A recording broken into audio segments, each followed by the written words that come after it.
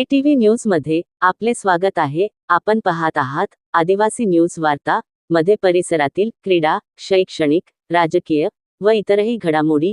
आता पाहूयात सविस्तर वृत्त। आदिवासी न्यूज वार्तासाठी नंदकुमार तोटेवाड।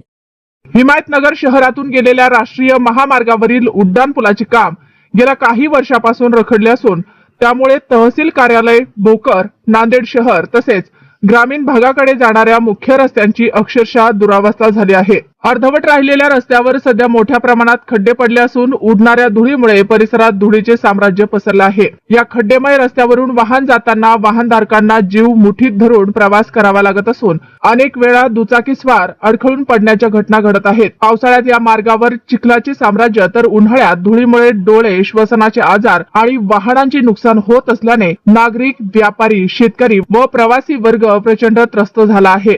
विशेष म्हणजे येत्या काही दिवसात हिमायतनगर येथील श्री परमेश्वर देवाची महाशिवरात्री निमित्त भव्य यात्रा भरत असून याच राष्ट्रीय महामार्गावरील रेल्वे गेट परिसरात भव्य शंकरपट स्पर्धेचे आयोजन करण्यात आले आहे। या काळात हजारो भाविक, यात्रेकरू आणि बाहेरील गावातील नागरिक शहरात दाखल होणार आहेत। त्यामुळे संबंधित राष्ट्रीय महामार्ग प्राधिकरण, सार्वजनिक बांधकाम विभाग आणि प्रशासनाने तातडीने लक्ष घालून यात्रेपूर्वी तरी किमान रस्त्याची तात्पुरती डागडुजी करून खड्डे बुजवणे व धूळ नियंत्रणासाठी उपाययोजना करावी, जेणेकरून यात्रेकरू, नागरिक, शेतकरी व वाहनधारकांना दिलासा मिळेल अशी जोरदार मागणी आता सर्व स्तरातून पुढे येऊ लागली आहे।